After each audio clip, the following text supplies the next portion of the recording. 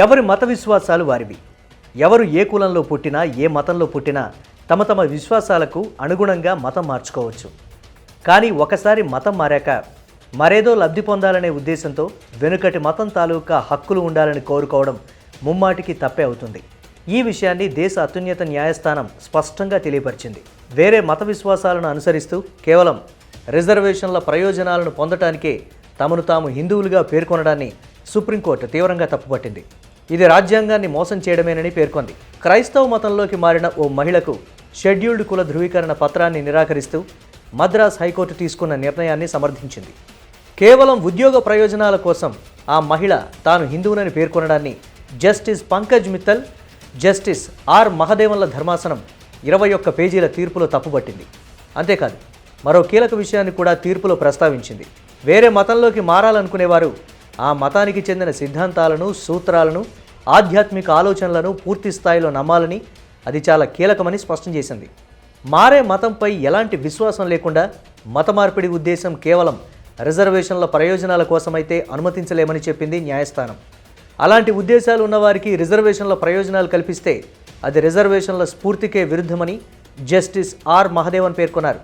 సమర్పించిన సాక్ష్యాల ప్రకారం క్రైస్తవ మతాన్ని పిటిషనర్ అనుసరిస్తున్నారని, చర్చికి వెళుతున్నారని నిర్ధారణ అయినట్లు పేర్కొన్నారు.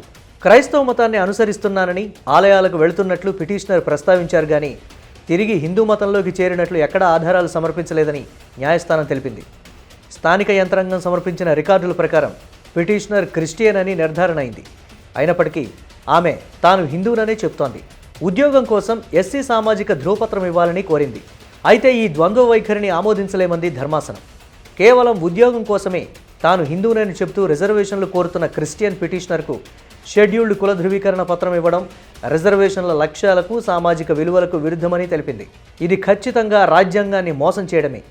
పిటిషనర్ తాను ఎక్కడా హిందూ మతంలోకి చేరినట్లు ఆధారాలు సమర్పించలేదు. ఆమె కులమైన వల్లువన్ సమూహ అంగీకారాన్ని పొందినట్లు కూడా దాఖలాలు లేవు అని తీర్పులో ధర్మాసనం స్పష్టం చేసింది. ఈ కేసులో పిటిషనర్ సెల్వరాణి హిందూ తండ్రికి, క్రిస్టియన్ తల్లికి జన్మించారు. ఆమెకు 3 నెలల వయసున్నప్పుడే బాప్టిజం పొందారు. 2015లో ఓ ప్రభుత్వం ఉద్యోగం కోసం తాను హిందువునని, తన తండ్రి ఎస్సీ కులానికి చెందిన వ్యక్తి అని పేర్కొంటూ ఎస్సీ ధృవపత్రం కోసం దరఖాస్తు చేశారు. దీనిపై విచారణ జరిపిన స్థానిక యంత్రాంగం ఆమె దరఖాస్తును తిరస్కరించింది. దీంతో ఆమె మద్రాస్ హైకోర్టులో పిటిషన్ వేశారు. కానీ తీర్పు ప్రతికూలంగా రావడంతో సదరు మహిళ సుప్రీంకోర్టును ఆశ్రయించారు. అయితే పిటిషనర్ సెల్వరాణి వ్యవహారం తెర మీదకు రావడంతో మతం మారిన అనేక మంది ఆలోచనలో పడ్డారు. ప్రస్తుతం సుప్రీంకోర్టు ఇచ్చిన తీర్పు వారికి శరాఘాతమైంది. గతంలో వారి విశ్వాసాలకు అనుగుణంగా మతం మారిన వారు ఇప్పుడు ఉద్యోగాల విషయంలో దిగులు పడుతున్నారు. వెనుకటి మతంలోని రిజర్వేషన్ ఆధారంగా వారికి ఉద్యోగం రాదని తెలిసి డీలా పడుతున్నారు. దీంతో సుప్రీం తీర్పు మతం మారే వారిని ఆలోచనలో పడేసింది.